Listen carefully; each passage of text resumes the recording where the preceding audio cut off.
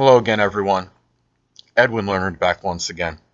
In this YouTube astrological segment, I'm going to be dissertating and talking about having a Gemini Sun and a Capricorn Ascendant in a natal chart. Now, these energies are very strongly different, and there is a big disparity between the two.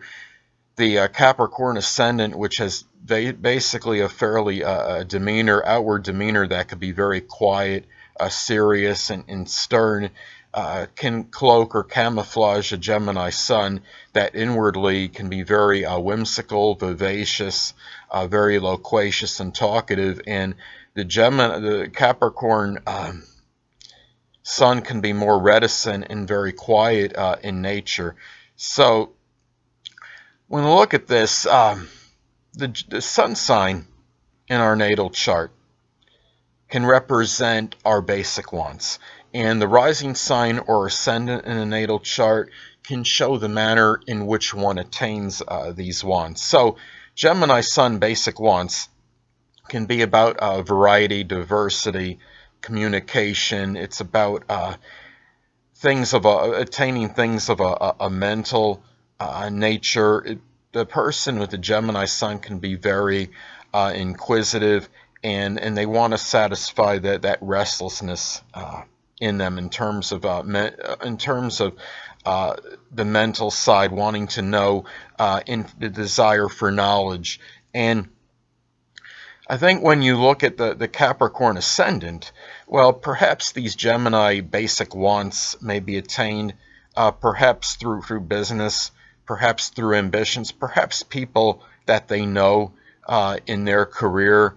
It can be attained maybe through industry, by working through perhaps through matters that are connected with the Capricorn rising signs ambitions.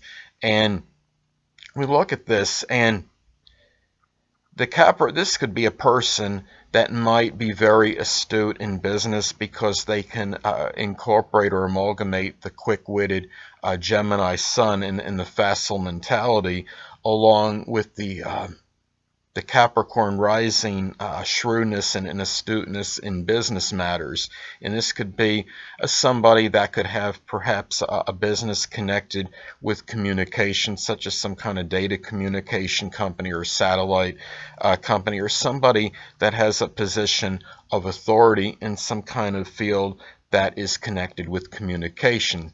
Now, I think what Capricorn rising can do, it could add discipline and structure to the restlessness of the Gemini Sun, and as far as their things connected with mental pursuits and desires, this could add a little bit more stability and structure, and maybe more follow through and persistence in matters with this.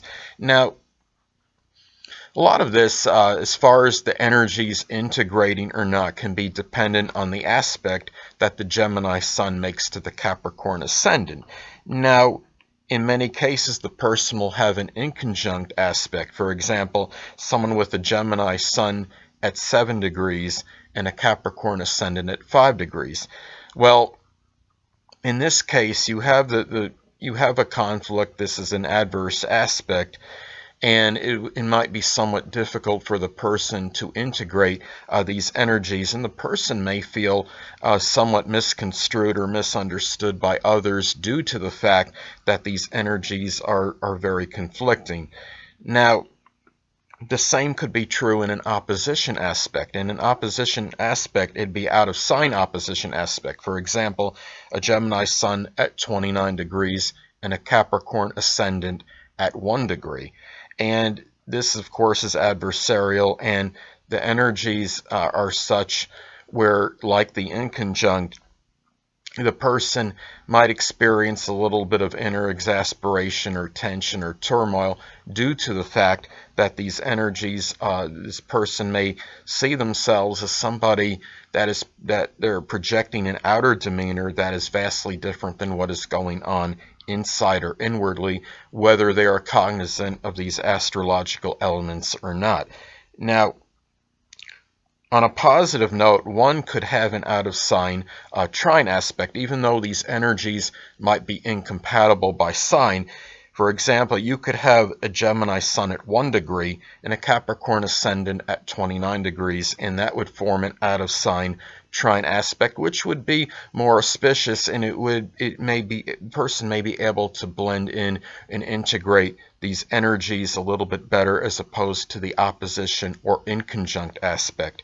Now, even though often the Capricorn Ascendant will cloak or camouflage the Gemini Sun strongly, the person may still express Gemini Sun characteristics and traits and energy in the matters connected with the house placement of the Gemini Sun. So, for example, let's say somebody has this combination, but they have the Gemini Sun in their 4th house. Well, this restless energy of the Gemini Sun may come out prominently in matters connected with the home, with the family, with emotional security, and there might be a very inquisitive regarding maybe their roots as well. Now, let's say the Gemini Sun is posited in the 5th house. Well, this could indicate that need for variety and diversity indicated by the Gemini Sun may come out strongly in matters connected with their children, perhaps, if applicable, with their hobbies, their creative endeavors, and matters pertaining to fun and amusement, and perhaps even sports. Now, if the Gemini Sun is posited in the 6th house, well, this Gemini restless energy and this need for versatility and variety may come out in matters connected with their work, with their health, and maybe have a little bit more variety in their routine as opposed to the average person that would have Capricorn Ascendant in the Gemini Sun Capricorn Ascendant combination, because Capricorn rising is about being methodical and organized. But you might still see, if they happen to have the Gemini Sun in their 6th house, you might see a little variety and diversity as far as their routine goes, even in spite of having a strong Capricorn influence, having it as their rising sign.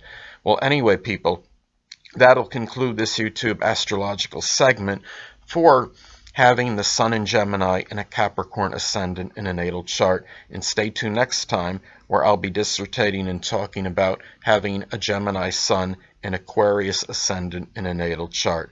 2 things I want to get with you on before I head out. Firstly, the stars may impel but do not compel. And secondly, never isolate any single astrological element, aspect, planetary placement, position, configuration, influence, or what have you, and make an analysis of a person, astrologically speaking, based on this alone. Because astrologically speaking, the person is the sum of all their components in their natal chart, and not just one. Until next time, people, stay well.